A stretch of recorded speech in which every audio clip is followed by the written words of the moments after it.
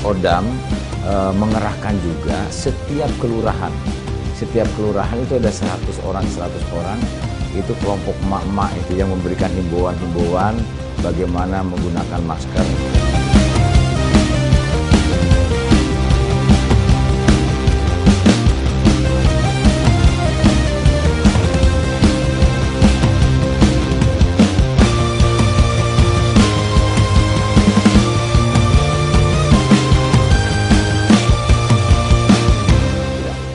Kita apelkan dan kemudian kita gelar di tempat yang biasa terjadi banjir.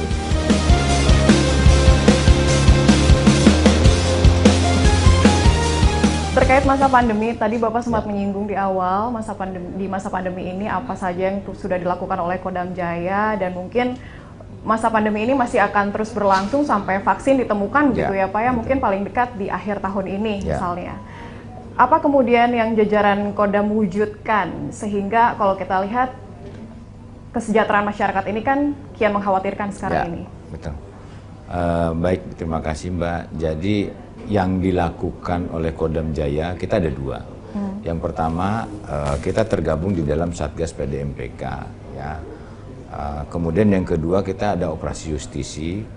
Dan selanjutnya kita terlibat juga di dalam Kogasgab 1 yang membawahi Wisma Atlet. Dengan Wisma Pademangan itu kan ada dua itu, di Kemayoran dengan di Pademangan. Kaitnya PDMPK kita memberikan penegakan disiplin protokol kesehatan kepada masyarakat.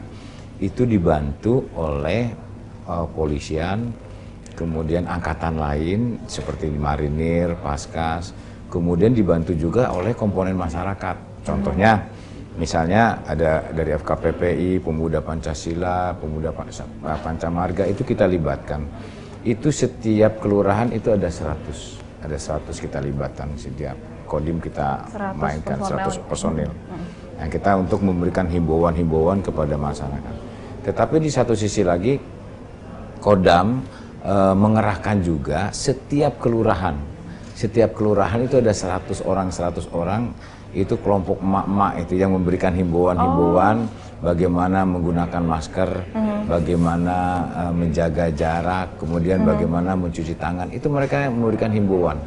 Dan itu dikasih insentif 500 sampai 1 juta itu dari pemerintah pusat. Yang mereka secara efektif menyampaikan ke rumah, jadi door to door. Nah, itu ada 61 kelurahan sekarang sudah terdata, sehingga mereka ini yang menyampaikan secara langsung. Otomatis secara langsung disampaikan, akhirnya di Wisma Atlet jadi berkurang ini. Jadi yang penderita COVID itu.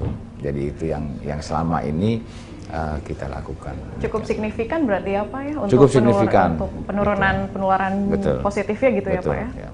Baik. Program pemulihan ekonomi dan ketahanan pangan juga kan selama pandemi ini masih menjadi fokus utama. Nah, boleh mungkin Bapak bisa disebutkan kembali seperti apa? Pemulihan ekonomi, 1 bulan yang lalu kita pernah ke wilayah Tangerang. Jadi kita ada beberapa paket sembako khusus kepada korban COVID. Ya, artinya korban COVID itu yang karena memang pemutusan pekerjaan, kemudian karena orang itu keluarganya ada yang dirawat, kan begitu. Misalnya bapaknya atau ibunya yang dirawat sehingga anaknya terlantar. Nah, itu kita data oleh Babinsa dengan Babin Kamtibmas. Nah, kita berikan sembako. Ya, kita ada sumbangan-sumbangan dari relawan-relawan yang kita koordinir, kita berikan sembako. Kemudian juga ke Bekasi kita ke daerah Seroja, itu Kampung Seroja itu kita juga berikan santunan-santunan kepada mereka. Tapi ada yang lebih penting lagi adalah pasukan PDMPK sendiri, kita untuk mengecek dan mengawasi tentang pasar ya, kemudian kepatuhan protokol kesehatannya gitu ya Pak ya? Tapi yang penting adalah bagaimana pemulihan perekonomian, iya. sehingga jangan sampai ada penimbunan dan segala macam, sehingga roda perekonomian itu tetap berjalan.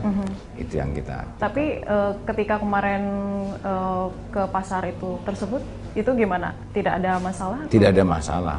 Ya artinya kita yang pertama menghimbau protokol kesehatan, yang kedua mengaktifkan kembali pasar-pasar sehingga jangan sampai pemulihan perekonomian itu terhenti, itu saja. Betul.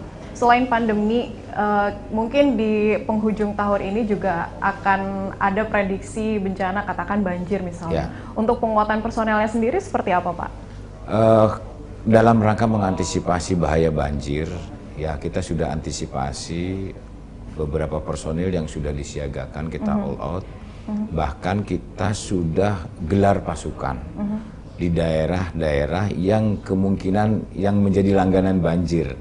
Ya, itu sudah kita gelar, kemudian sudah kita antisipasi di mana daerah evakuasi, di mana daerah pengungsian, kemudian tempat-tempat yang kemungkinan akan terjadi bahaya banjir yang cukup besar. Kita pun sudah siapkan alat-alatnya, perahunya, kuda kita siapkan dan sebagainya. Ini kita gladikan dan kita apelkan di tempat yang memang langganan banjir. Betul. Kita apelkan di situ. Ya, tidak hanya sekedar di Kodam kita apelkan, kita upacarakan bahwa nanti antisipasi banjir. Kita tidak. Kita apelkan dan kemudian kita gelar di tempat yang biasa terjadi banjir, sehingga anggota ini akan secara pasti tahu apa yang harus dia lakukan nantinya kalau terjadi bahaya banjir. Biar sigap gitu ya Pak, ya, cepat menangani. Gitu, ya. Tapi ada inovasi tidak Pak, mungkin dari Kodam Jaya misalnya melakukan apa gitu selain untuk mengantisipasi banjir, inovasinya memang saya kembangkan kepada seluruh anggota biar paham dulu tugas pokoknya dulu.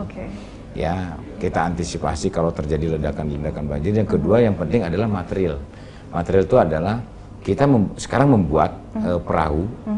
Selama ini perahu karet yang kita punya itu kalau kena pagar rumah itu bocor karena kan terbuat dari karet.